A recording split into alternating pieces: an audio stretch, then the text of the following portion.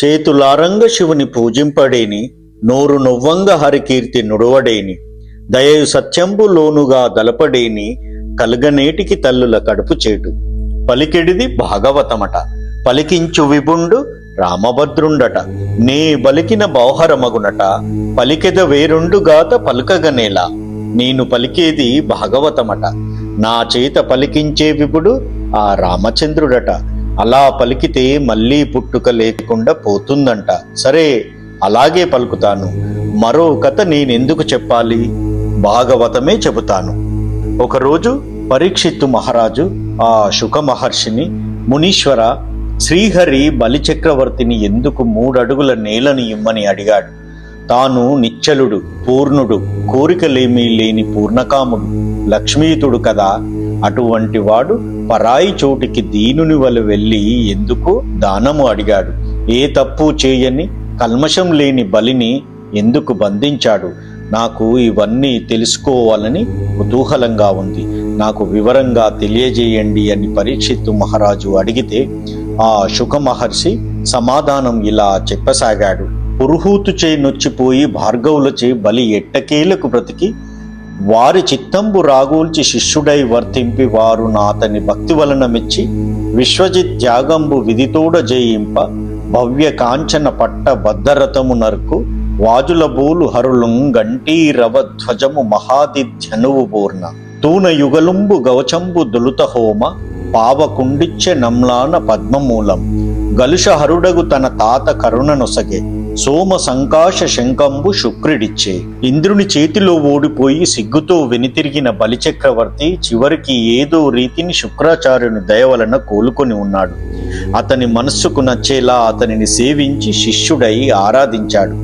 అతడు కూడా బలి యొక్క భక్తికి మెచ్చుకొని అతని చేత విధి విహితంగా విశ్వచిత్యాగం చేయించాడు. అందువలన అతనికి యజ్ఞకుండంలోని అగ్నిదేవుడు బంగారు తొడుగ్గల రథాన్ని, సూర్యుని గుర్రాల వంటి ఆకుపచ్చని గుర్రాలను, సింహధ్వజాన్ని, గొప్ప దివ్యమైన ధనుస్సును, నిండైన అంపపొదిని, కవచాన్ని ముందుగా ఇచ్చాడు. పాపహరుడైన అతని తాత ప్రహ్లాదుడు దయతో వాడిపోని పద్మమాలను ఇచ్చాడు. శుక్రుడు చంద్రుని వలె తెల్లనైన శంఖాన్ని ఇచ్చాడు. ఈ రీతిగా అతనికి బాణాలు, రథం, కత్తి, అమ్ముల పొది, ధనుస్సు, పద్మమాల, గుర్రాలు, కవచం ఏర్పడ్డాయి. అతని చేతులకు బంగారు మణిమయ కంకణాలు అమిరాయి. శత్రువులను అణిచివేసే శక్తియుక్తులు కలిగినవాడు అయ్యాడు ఆ బలి. బలిచక్రవర్తి బ్రాహ్మణులకు అనేక దానాలు చేసి వారిని సంతుష్టులుగా చేశాడు. వారి మంగళ ఆశీర్వచనాలు కూడా పొందాడు. అతను పెద్దలకు మొక్కాడు. విశిష్టులైన దేవతలను మనసారా భక్తితో కొలిచాడు. నిర్మలుడైన ప్రహ్లాదుని చింతచేరి శిరసు వహించి నమస్కరించేవాడు. ప్రకాశిస్తున్న రథం ఎక్కి అతడు పర్వత శిఖరం మీద జాజ్వల్యమానంగా వెలిగే అగ్నిలా ప్రకాశించాడు. మృత్యువును సైతం దండించే యముని వంటి వారు దేవతలను, సిద్ధులను, సాధ్యులను, గంధర్వులు మొదలైన వారిని సంహరించేవారు, దిక్కులను పిండి కొట్టేవారు, దేవతలకు శత్రువులైన రాక్షస దండనాదులు తనతో సమానమైన పరాక్రమం కలవారు తన్ను సేవిస్తూ ఉండేవారు. రాజా, అటువంటి బలిచక్రవర్తి చూపులతోనే ఆకాశాన్ని మృంగివేస్తూ తన పరాక్రమంతో భూమి ఆకాశాలను తలక్రిందులుగా చేయాలని చూస్తూ అమరావతి నగర మార్గాన్ని పట్టాడు. ఈ రీతిగా బలాన్ని పుంజుకున్న బలి దేవేంద్రుణ్ణి జయించాలని సేనలతో కదిలి సుదీర్ఘ ప్రయాణం చేసి వెళ్ళి స్వర్గాన్ని చేరుకున్నాడు. అది పవిత్రులైన జనులతో నిండి ఉంది. అక్కడ రోగాలు, స్వప్న బాధలు, అన్నం తినడం, శోకం అనేవి ఏవీ లేవు. పువ్వులతో, చిగుళ్లతో, పళ్ళతో దట్టంగా ఉన్న చెట్లు చాలా ఉన్నాయి. అక్కడి గృహాల మీది పతాకలు రెపరెప ధ్వనులతో ఎగురుతూ ఉన్నాయి. విమానాల గుంపులు సంచరిస్తూ ఉన్నాయి. అక్కడ గొప్పదైన గంగాజలం ప్రవహిస్తూ ఉంది. ఇంద్రుని వైభవంతో ఒప్పారుతుంది. అటువంటి స్వర్గాన్ని ఆ బలిచక్రవర్తి చూశాడు. బలిచక్రవర్తి అచ్చెరువు కలిగించే అందమైన దేవతల నివాసం అమరావతిని సమీపించాడు. వేగంగా ముందరికి వెళ్ళాడు. పెద్ద పెద్ద తోటలు కనపడ్డాయి.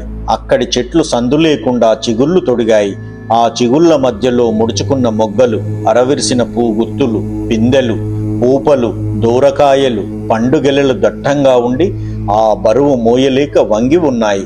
ఆ తోటల్లో దట్టిగా విచ్చుకున్న నవనవలాడే పువ్వుల మీద తుమ్మెదలు జంటలు జంటలుగా చెలరేగి ముసురుకొని భూదేనీయలను తాగి మదించి పరస్పరం ఢీకొంటూ జుమ్మని వృధ చేస్తున్నాయి. చక్కగా నాటుకొని జత వీడకుండా ఉన్న కొత్త మావి చెట్ల కమ్మని కొమ్మల మీద చక్కగా చేరి కోయిలల గుంపులు పచ్చని ఆకులను తిని రాగతనంతో గట్టిగా కూస్తున్నాయి. గుంపులు కూడిన చిలుకలు మనసులకు మత్తు కలిగించే పండ్ల కోసం తహతహపడి కయ్యాలాడుతూ ఒక్కసారిగా రివ్వున ఎగురుతూ రకరకాలుగా ధ్వనులు చేస్తూ ఉన్నాయి. చిలుకలను కూడా మించిపోయి పావురాలు ఆకాశంలో ఎత్తుకు ఎగురుతూ ఆడుపావురాలను పట్టుకొని ముక్కుతో గీరుతూ అటూ ఇటూ పోక ఒకదానినొకటి నెట్టుకుంటూ తమ తమ గూళ్ళలో వాలుతూ మధురమైన ధ్వనులు చేస్తూ ఉన్నాయి. ఇక కొలకులలోని కలహంసలు మధురంగా కూస్తూ సరస్సుగట్ల వెంబడి ప్రియురాళ్లతో చేరి ఆక్రమించుకొని దొమ్మి చేసి తామరతూళ్లను వాడి అయిన ముక్కులతో చీల్చి మెక్కి సూలిపోతూ కలకలలాడుతూ గోలగోల చేస్తున్నాయి. ఆ హంసల కాంతికి పద్మాలు చక్కగా వికసించి నవ్వుతున్నట్లున్నాయి. అవి పసకలిగిన మిసమిసలాడే బంగారు పద్మాలు. అవి లక్ష్మీ నివాసాలుగా ఉన్నాయి. అటువంటి పసిడి తామరలతో అక్కడి కొలన్లు అందంగా ఉన్నాయి. అక్కడ వీచే గాలులు కొలనుల మీదుగా వచ్చే తుంపురులకు తడిసి వడవడ వడుకుతున్నాయి. అల్లిబిల్లిగా అల్లుకున్న తీగల ఇండ్ల సందులు దట్టంగా ఉండడం చేత తమ సొగసును కోల్పోయి రకరకాల పువ్వుల కమ్మని వాసనలు అధికం కావడం చేత ఆ బరువుతో దూగ లేక ఈడిగిల పడుతూ ఉన్నాయి. ఆ గాలులకు పుప్పాదులు ఆకాశానికి ఎగిరి అక్కడ పరుచుకుని రంగురంగుల చాందినీల వస్త్రాల వలె దట్టంగా అలుముకున్నాయి. ఆ పరాగాలతో సరాగాలు ఆడుతున్నట్లున్నాయి అక్కడి వాగులు వంకలు. వాటి చెంత కామధేనువులు గరికె గుంపులను గుట్టలుగా ఉన్నవానిని మేసి ఆయాసం చేత ఎక్కువగా నెమరు వేసుకుంటూ నిండైన పొదుగులు కదులుతూ ఉండగా ఆయా వాడలను గుర్తిస్తూ పరుగులు పెడుతూ ఉన్న దూడలతో ఆటలాడుతూ ఇండ్ల వాకిళ్లకు చేరి తమ యజమానుల కోరికకు తగినట్లుగా అమృతాన్ని కురిపిస్తూ ఉన్నాయి. ఆ కామధేనువులకు నిలువ నీడనిచ్చే కల్పవృక్షాలు అడిగిన వారికి ఘనంగా ధనరాశులను అందిస్తూ ఉన్నాయి. ఆ కల్పవృక్షాల చిగుళ్ల గుత్తులను అక్కడి మత్తేబాలు తమ ఆడు ఏనుగులకు విరిచి అందిస్తూ ఉన్నాయి. వాటి మచ్చికకు మెచ్చుకుంటూ ఉన్నాయి. క్రీడా పర్వతాల చర్యల్లో సొగసైన పడతులకు నడకలు నేర్పే గురువులై మత్తేబాలు అందగిస్తున్నాయి. ఆ ఏనుగుల రాపిడి చేత గరుకుతనం పోయి మకరతోరణ స్తంభాలు నునుపుగా మారాయి. మకరతోరణ స్తంభాల దగ్గరి రంబాది అప్సరస స్త్రీలు కలకలం చూస్తూ నిల్చున్నారు. వారు మన్మధుడు ఒరలోంచి తీసిన నవనవలాడే చిగురు కటారుల్లా ఉన్నారు. నిలకడగా ఉన్న మెరుపు తీగల వలె ఉన్నారు.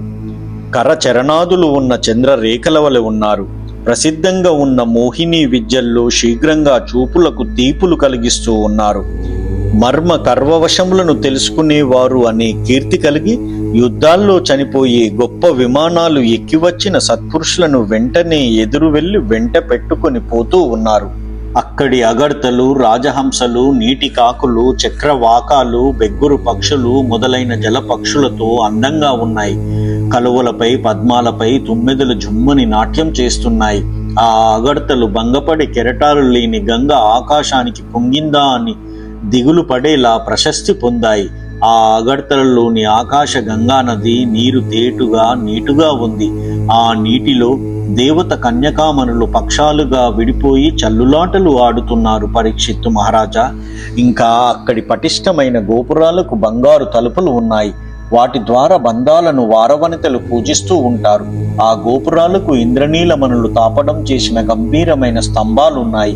ద్వారాల వద్ద ఉన్న వేదిక యందు కూర్చున్న మనుల కాంతులతో ఆ స్తంభాలు మరింతగా ప్రకాశిస్తున్నాయి. నిర్మలమైన పద్మరాగమనుల పంక్తులతో కప్పబడిన 4 ద్వారాలు ఉన్నాయి. ఆ ద్వార దేశాల చావిళ్లలో కాపలా ఉన్న శూరులు అస్త్రశస్త్రాలు ధరించి పొద్దుపోక రాక్షసులకు దేవతలకు నడుమ జరిగిన యుద్ధాలు సందులు గురించి చెప్పుకుంటూ ఉన్నారు. అక్కడి మెట్లు అందంగా ఉన్నాయి. వీరరసమనే సముద్రానికి చెలియలి కట్టలా ఉన్న స్వచ్ఛమైన స్ఫటికాలతో అవి ఎత్తుగా కట్టపడ్డాయి. వజ్రాలతో వెండితో చేసిన కోటగోడలు ఆ సోపానాలను మరింత దీప్తిమంతం చేస్తున్నాయి. వాటి మీద వజ్ర నిర్మితమైన పైభాగాలు ఉన్నాయి. వాటిపైన చంద్రకాంతమణులు తాపడం చేసిన భవనాల శిఖరాలు ఉన్నాయి. ఆ శిఖరాలు నక్షత్రాలను ధిక్కరిస్తున్నాయి. బంగారు ప్రాకారాలు చంద్రకాంత శిలలచే మిక్కిలి గట్టిగా ఉన్నాయి. మిక్కిలి పతివ్రత అయిన నగరలక్ష్మి సొగసు అధికమయ్యేలా అమరిన మేఘాలను చూచి అవి నిలకడగా ఉండాలని బ్రహ్మదేవుణ్ణి అడిగి తెచ్చుకున్న బంగారు మేలిముసుగు వస్త్రాల వలె ఆ ప్రాకారాలు మనోజ్ఞంగా ఉన్నాయి పరీక్షిత్తు మహారాజా. ఇంకా బంగారు ప్రాకారాల మీద మరకతమయమైన బురుజులు ఉన్నాయి. వాటిలో యుద్ధ సన్నద్ధులైన మొక్కవోని పరాక్రమం గల గంధర్వ సైనికులు ఉన్నారు. ఎత్తైన బురుజుల మీద వజ్రమయ స్తంభాల మీద ఆయుధాలను పైకి ఎగచిమ్మే యంత్రాలున్నాయి. శత్రువీరుల ప్రాణాలు తీసే శత్రుఘ్నులు. ఆ శత్రుఘ్నుల చివర రథం యొక్క ఇరుసులు ఒరుసుకుంటూ ఉండగా కోటకు లోపల బయట ఆరిపోని దీపాల వలె సూర్యచంద్ర మండలాలు అందంగా ఉన్నాయి.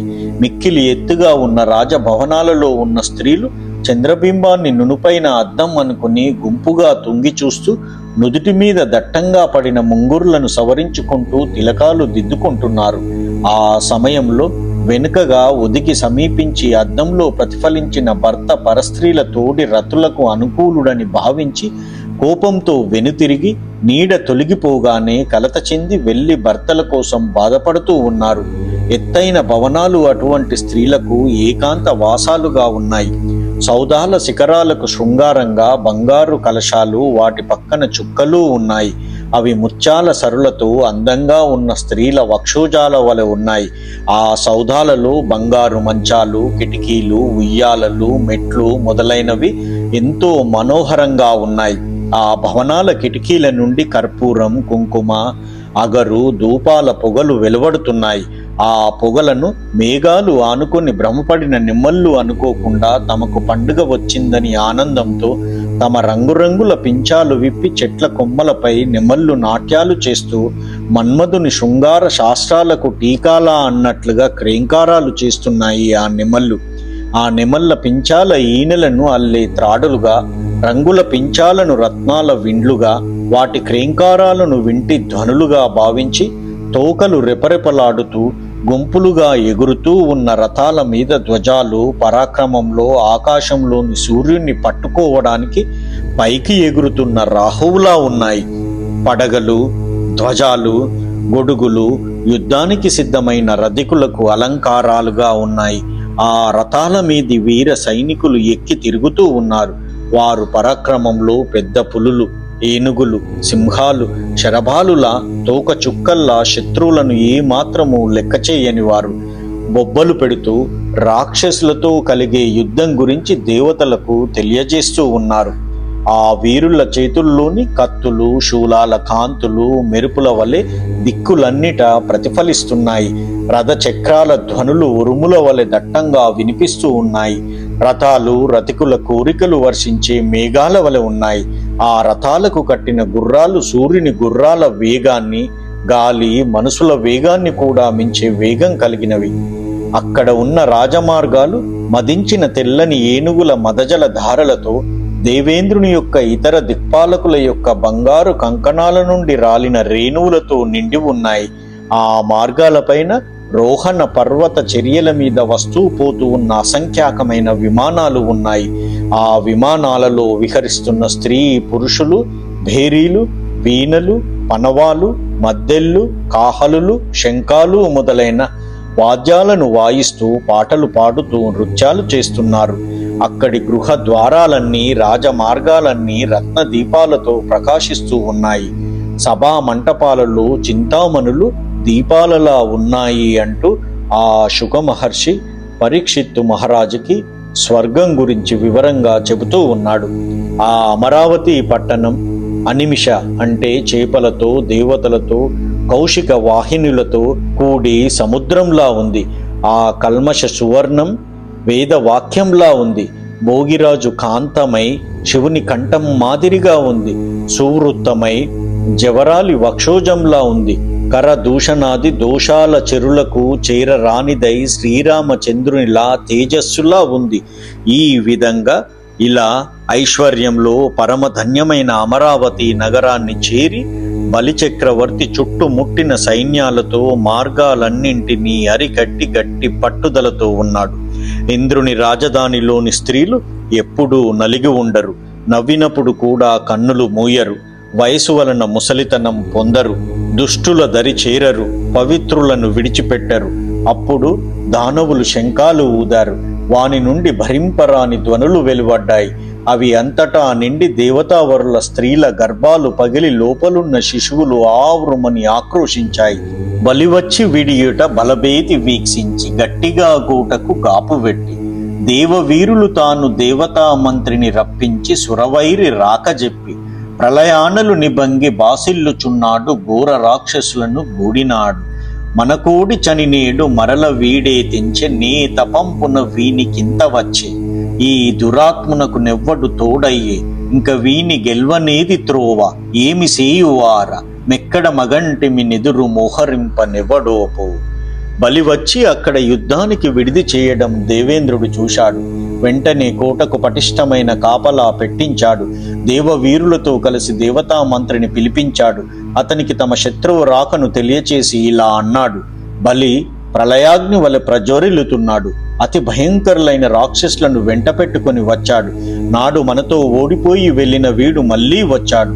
ఏ తపస్సు చేత వీడికింత ధైర్యం వచ్చింది? ఈ దుష్టునకు తోడు అయిన వాడు ఎవడు? ఇంకా వీనిని గెలవడానికి మార్గం ఏమిటి? ఏమి చేయాలి?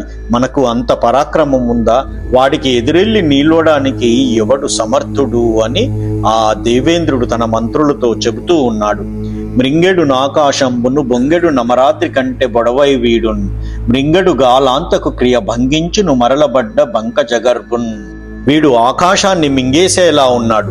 మేరుపర్వతం కంటే ఉన్నతుడై విర్రవీగుతున్నాడు. కాల యమున వలె ఆక్రమించేస్తున్నాడు. తిరగబడితే బ్రహ్మనైనా భంగపరుస్తాడు. ఈ రాదు రాజ్యమెల్లను బోరాదు రణంబుసేయ బోయితిమేనన్ రారాదు ధనుజ చేతను జారాదిట మీద నేమి జాడ మహాత్మా. రాజ్యమా ఇచ్చివేయకూడదు. యుద్ధం చేయడానికి వెళ్ళలేము. ఎందుకంటే వెళ్ళితే తిరిగి రాలేము. అలా అని రాక్షసుని చేతిలో చావనూ లేము. మహాత్మా, ఇకపైన ఏమి చేయాలి అని వాపోతున్న ఇంద్రుని చూసి గురువు బృహస్పతి ఇలా అంటూ ఉన్నాడు. వినవయ్య దేవేంద్ర, వీనికి సంపద బ్రహ్మవాదులు భృగు ప్రవర్తులర్తినిచ్చిరి. రాక్షసునెదురను నిల్వంగా హరి ఈశ్వరుడు దక్క నన్యజనులు.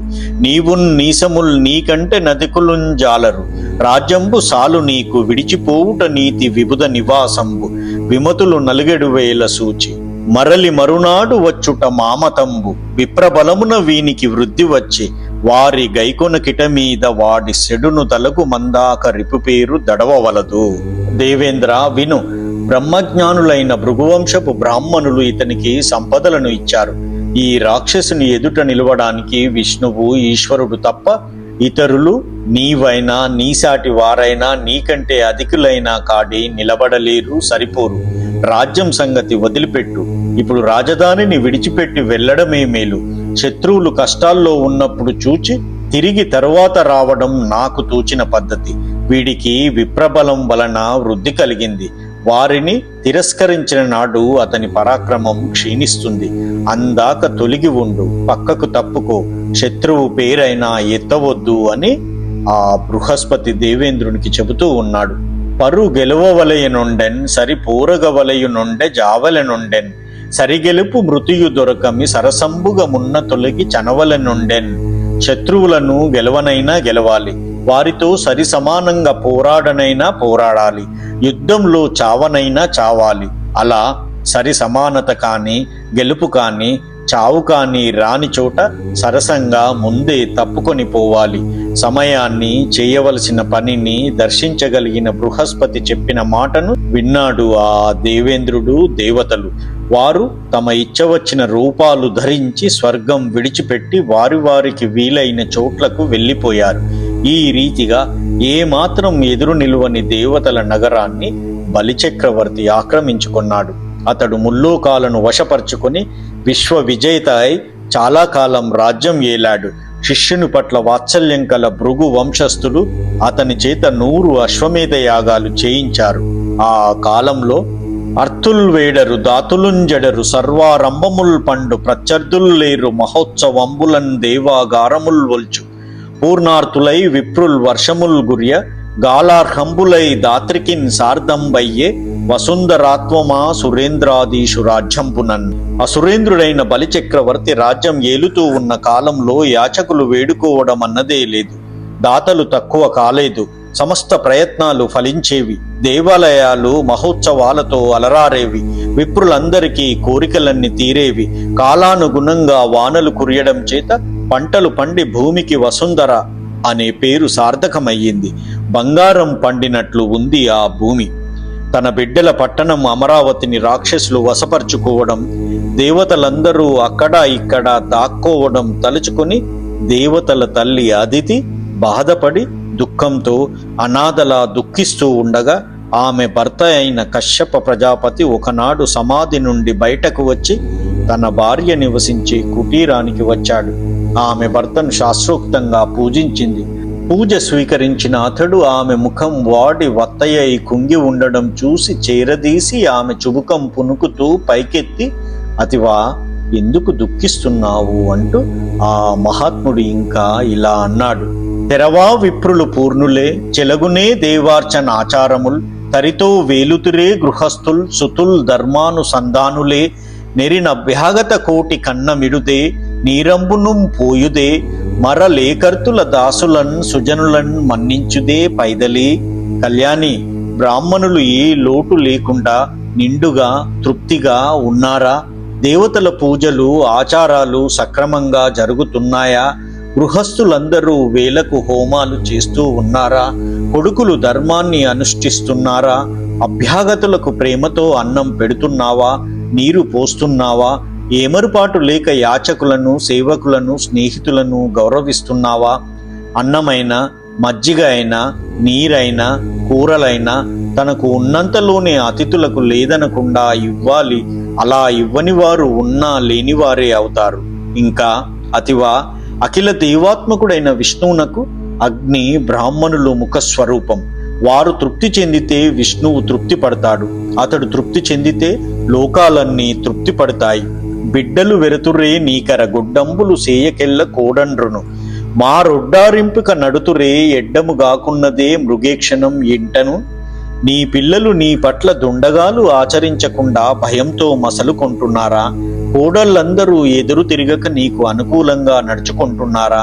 నెలతా, ఇంటిలో ఎటువంటి ఇబ్బంది లేదు కదా అని అడిగిన భర్తకు భార్య ఇలా సమాధానం చెప్పింది. ప్రేమ యొకింత లేక దితిబిడ్డలు బిడ్డల బిడ్డలున్ మహాభీమ బలాఢ్యులై తనదు బిడ్డలనందరదోలి సాహస క్రామిత వైరులయ్యి నమరావతి నేలుచున్నవారు నీకేమని విన్నవింతు హృదయేశ్వర మేలు దలంచి చూడవే అంటూ, ప్రాణనాథ, దితి యొక్క కొడుకులు మనుమలు ఏమాత్రం ప్రేమ లేకుండా గొప్ప బలం కలిగిన వారై నా బిడ్డలనందరినీ పారదోలి మనసులో అప్పటికప్పుడు కలిగిన వైరంతో అమరావతిని ఆక్రమించుకుని ఏలుతూ ఉన్నారు. నేను నీకు ఏమని చెప్పుకోను? మంచి ఏదో నీవే ఆలోచించి చూడు. అక్క చెల్లెండ్రయ్యును దక్కరు నా తోడిపోరు దానుంది తీన్ రక్కసులు సురల మొత్తగా నక్కట వలదనుదు చూచు నౌనౌననుచున్. నేను దితి అక్క చెల్లెళ్ళమైన వారు నాతో పోరు పెట్టుకోవడం మానడం లేదు. రాక్షసులు సురలను చావమోదుతుంటే అయ్యో కనీసం వద్దని అయినా అనకుండా అవునవును అంటూ చూస్తూ ఊరుకుంటూ ఉంది. ఎండకన్నెరుగని ఇంద్రుని ఇల్లాలు పలు పంచలను జాలిబడియనేడు త్రిభువన సామ్రాజ్య విభవంబు గోల్పోయి దేవేంద్రుడడవుల దిరిగెనేడు. కలిమి గారాబు బిడ్డలు జయంతాదులు శబరార్పకుల వెంట జనిరినేడు. నమరుల కాదారమగు నమరావతి యసుర్ల కాటపట్టయ్యనేడు. బలి జగముల నెల్ల బలియుచునున్నాడు వాని గెలువరాదు వాసవునకు. యాగభాగమెల్ల నతడు అపహరించుచు కడంగి సురులకొక్క కడియనీడు.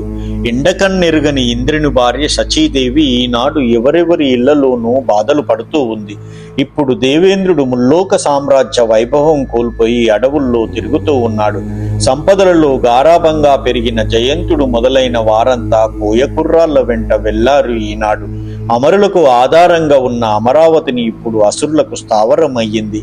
లోకాలనన్నింటినీ బలియే ఆక్రమించుకుంటున్నాడు. ఇంద్రుడు వానిని జయించలేకపోతున్నాడు. యాగభాగాలన్నీ బలియే తీసుకుంటున్నాడు. దేవతలకు ఒక్క ముద్ద అయినా ఇవ్వడం లేదు. ప్రజలకు నెల్లను సముడవు, ప్రజలను గడుపారగన్న బ్రహ్మవు నొయ్యుం, ప్రజలందు దుష్టమతులను నిజముగా శిక్షింపవలదే నీవు మహాత్మా.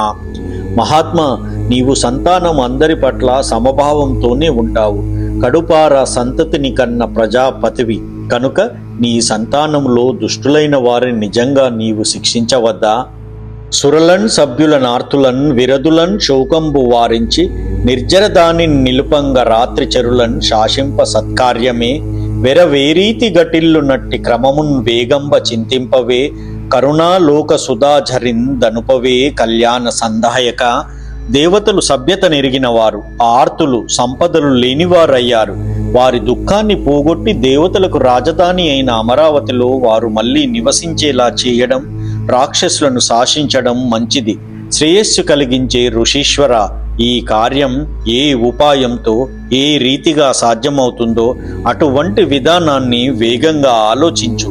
నీ దయతో కూడిన చూపులు అనే అమృత ప్రవాహంతో నన్ను తనివి నొందించు అని వేడుకుంది. తన ప్రాణసతి మాటలు విని కొంతసేపు ఆలోచించి దివ్య దృష్టితో చూచి రాబోయే కాలంలో జరగబోయేది తెలుసుకొని కశ్యప ప్రజాపతి ఇలా అన్నాడు. జనకుండెవ్వడు జాతుడెవ్వడు జనస్థానంబు లెచ్చోటు, సంజననం వెయ్యేది మేనులే కొలది సంసారంబులే రూపముల్, వినుమా ఇంతయు విష్ణుమాయ దలపన్ వేరేమియున్ లేదు, మోహని బంధంబు నిదానమింతటికి జాయా విన్నబో నేటికిన్. తండ్రి ఎవడు, కొడుకు ఎవడు, పుట్టే చోటు లెక్కడివి, పుట్టుక లెక్కడివి, శరీరాలు ఎంతకాలం ఉంటాయి, ఈ సంసారాలు ఎటువంటివి? భార్యామణి విను, ఆలోచించి చూస్తే ఇదంతా విష్ణుమాయ తప్ప వేరేమీ కాదు. దీనికంతటికి మోహపాశమే కారణం. దీనికి ఇంతగా కుంగిపోవడం దేనికి? సరే, అయినా ఇప్పటికి తగిన ఉపాయం చెబుతాను విను. భగవంతుడు పరముడు అయిన హరిని సేవించు. ఆ జనార్దనుడు దయా సముద్రుడు, సర్వాత్మకుడు, జగదీశుడు. అతనిని సేవిస్తే అతడు నీకు ప్రత్యక్షమై నీ కోరికలన్నీ తీరుస్తాడు. నీకు అన్ని సుఖాలు చేకూరుతాయి. ప్రేయసి, భగవంతుణ్ణి సేవిస్తే అంతులేని సౌభాగ్యాలు పొందవచ్చు కదా. ఇలా అన్న మగన్ని ఆ గృహిణి ఇలా అడిగింది. పరమేశ్వరుడైన ఆ నారాయణ్ణి ఏ రీతిగా ధ్యానించాలి, ఏ మంత్రంతో ధ్యానించాలి, ఆ మంత్రానికి విహితమైన ఆచారాలు ఏ ప్రకారంగా ఉంటాయి, ఏ సమయంలో ఆరాధించాలి, స్వామి ఇవన్నీ వివరంగా నాకు చెప్పు అని అడిగితే కశ్యప ప్రజాపతి భార్యకు పయోభక్షణము అనే వ్రతాన్ని ఉపదేశించాడు. అది చేయవలసిన సమయం, దాని మంత్రం, చేసే విధానం, ఆ వ్రత దీక్షలో చేయవలసిన ఉపవాసం, దానం, భోజనం యొక్క విధానాలన్నీ తెలియజేశాడు. అంతా అదితి ఫల్గుణ మాస శుక్లపక్షంలో మొదటి రోజు మొదలుకొని 12 రోజుల పాటు హరి సమర్పణంగా ఆ వ్రతం చేసింది. వ్రతం చివరలో నియమంగా ఉన్న సమయంలో భగవంతుడు ఆమెకు 4 బాహువులతో పచ్చని పట్టు వస్త్రం ధరించి శంఖచక్ర గదాధారుడై ప్రత్యక్షమయ్యాడు. కన్నులకు కనపడని ఆ భగవంతుడు నారాయణ దేవుడు ఆమెకి కనిపించాడు. పరీక్షిత్తు మహారాజా, దేవదేవుణ్ణి చూడగానే ఆమె కన్నుల నుండి ఆనంద బాష్పాలు జాలువారి గుండెలను తడిపివేశాయి. శరీరం పులకించిపోయింది. పదే పదే వంగి నమస్కరించింది, స్తుతించింది. మిక్కిలి ప్రీతితో నుదుటయందు అంజలి ఘటించింది. అదితి శ్రీహరి రూపాన్ని చూపులతో తనివి తీరనంతగా త్రాగి త్రాగి సంతోషాతిరేకంతో నోరు విప్పి మెల్లని తీయని మాటలతో ఆ లక్ష్మీనాథును ఇలా స్తుతించింది. యజ్ఞేశ విశ్వాంబరాచ్యుత శ్రవణమంగళ నామధేయ లోకస్వరూప యాపన్న భక్త జనార్థి విఖండన దీన లోకాధార తీర్థపాద విశ్వోద్భవ స్థితి విలయ కారణభూత సంతతానంద శశ్వద్విలాస యాయువు దేహంబు ననుపమ లక్ష్మియు వసుదయు దివము ద్వివర్గములను వైదిక జ్ఞానయుక్తియు వైరిజయము నిన్ను గొలువని పరులకు నెరయగలదే.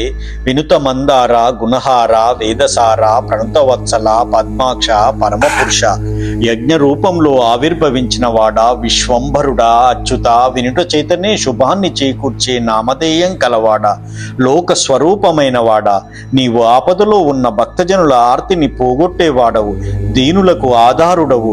తీర్థరాజమైన గంగ నీ పాదముల నుండి పుట్టింది. ఈ ప్రపంచం యొక్క సృష్టి స్థితి లయాలకు కారణభూతుడవైన వాడవు. నీవు ఎల్లప్పుడూ ఆనందంతో ఉండేవాడవు. శాశ్వతమైన లీలా విలాసాలు కలవాడవు.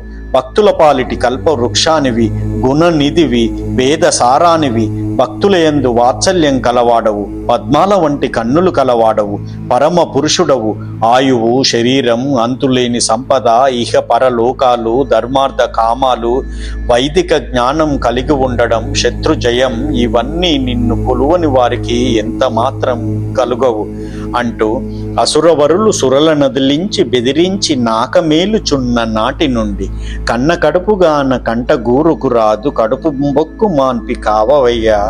రాక్షస వీరులు దేవతలను అదిలించి బెదిరించి స్వర్గాన్ని ఏలుతున్నప్పటి నుండి నాది కన్న కడుపు కాబట్టి కంటికి కునుకు రావడం లేదు.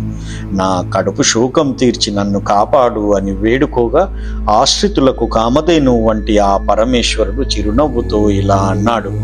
నీ కోడండ్రుణ్ణి కుమారవరులుణ్ణి నాథుండున్ నీవు సంశ్లోకింపన్ సతులుం పతుల్ మిగుల సమ్మోదింపరాత్రించరుల్ శోకింపన్ భవదీయ గర్భమున తేజోమూర్తి జన్మించదన్ నాకున్ వేడుక పుట్టు నీ సుతుడనై నర్తించి వర్తింపగాన్. నీ కోడళ్ళు కొడుకులు నీ మగడు నీవు కీర్తించేలా, ఆలు మగలు మిక్కిలి సంతోషించేలా, రాక్షసులకు శోకం కలిగేలా నేను నీ కడుపున తేజోమూర్తినై పుడతాను. అమ్మా, నాకు కూడా నీ కొడుకుగా పుట్టి ఆడుకోవాలని, నీ కొడుకుగా మసలుకోవాలని కుతూహలంగా ఉంది. ఇప్పుడు వినయంతో కూడిన ఉపాయంతో తప్ప బలం ప్రయోగించి దైత్యులను చంపడం వీలు కాదు. నీవు కలత చెందకు. నేను నీ నియమానికి భక్తికి మెచ్చాను.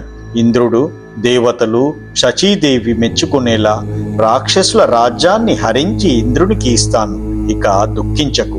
నీ రమణుని సేవింపుము, నా రూపము మానసించి నలి నీ గర్భగారంపు వచ్చి చొచ్చెద. గారామున బెంపవమ్మ కరుణన్నన్నున్. నా రూపాన్ని మనసులో తలుచుకుంటూ నీ భర్తను సేవించు. నీ గర్భగృహానికి వచ్చి చేరుతాను. నన్ను కరుణతో ప్రేమతో పెంచవమ్మా. ఏలింతు దివముసురులను బాలింతు మహేంద్ర యువతి భాగ్యశ్రీలందూలింతు దానవుల నిర్మూలింతు రివు ప్రియాంగముల భూషణముల్.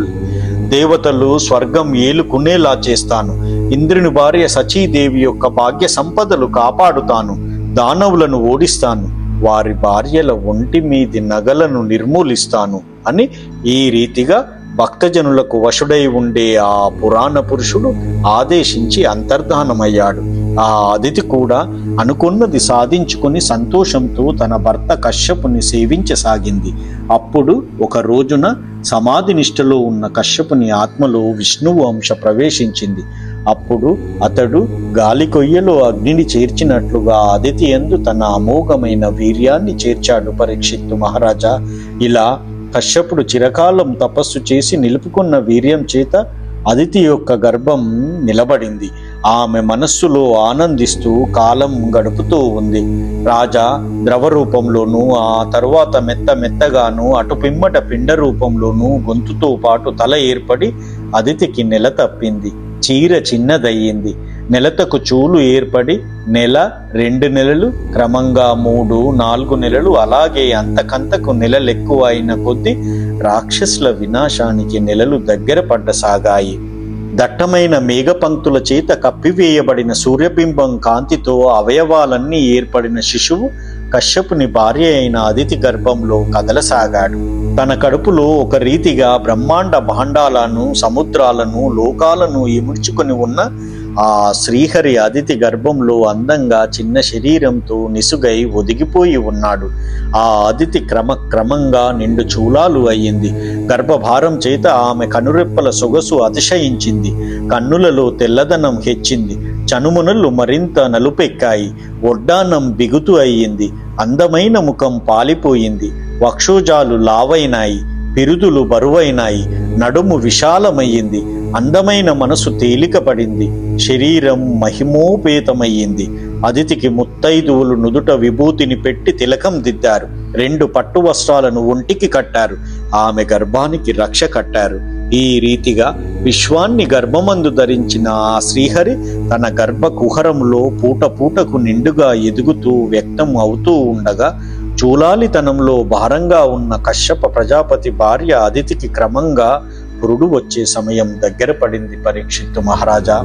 అటు పిమ్మట బ్రహ్మదేవుడు వచ్చి అదితి గర్భంలో అందంగా కదులుతున్న ఆ పరమేశ్వరుణ్ణి ఉద్దేశించి ఇలా స్తుతించాడు. ముల్లోకాలను జయించేవాడా, దేవదేవ, గొప్ప పరాక్రమం కలవాడా, విస్తృతమైన ఆత్మస్వరూప, ప్రాణుల యందు అంతర్యామివై ఉండేవాడా, కృష్ణి యొక్క గర్భం నుండి పుట్టినవాడా, ముల్లోకములను నాభియందు ధరించినవాడా, ముల్లోకములకు అతీతమైనవాడా, జగత్తుకు ఆది మధ్యాంతములు నీవే, చరాచర వస్తువుల పుట్టుకకు కారణము నీవే, తనలోని జంతువులను ప్రవాహం తనలోకి ఈడ్చుకొని పోవు రీతిగా నీవే కాలస్వరూపుడవై సమస్తాన్ని లోపల ధరించి ఉంటున్నావు. సృష్టికర్తలందరికీ సృష్టికర్తవు నీవు. స్వర్గాన్ని విడిచి దుర్దశ పాలై దిక్కులేక శోక సముద్రంలో మునిగిపోయిన దేవతలందరికీ ఆధారభూతమైన తెప్పవు నీవు. మహాత్మా, దేవతలు చిరకాలంగా స్వేచ్ఛ లేక అక్కడ ఇక్కడ పడి ఉన్నారు. వారికి సంతోషం కలిగించడానికి అదితి గర్భం నుండి వేగంగా బయటకు రావయ్యా అంటూ ఆ బ్రహ్మదేవుడు విష్ణుమూర్తిని స్తుతించాడు. దీనితో శ్రీమదాంధ్ర మహాభాగవతంలోని అష్టమ స్కందంలోని వామన అవతార ఘట్టంలో మొదటి భాగం సమాప్తం. ఓం నమో నారాయణాయ. ఓం నమో నారాయణాయ. ఓం నమో నారాయణాయ. ఓం నమో భగవతే వాసుదేవాయ. ఓం నమో భగవతే వాసుదేవాయ. ఓం నమో భగవతే వాసుదేవాయ. జై శ్రీమన్నారాయణ.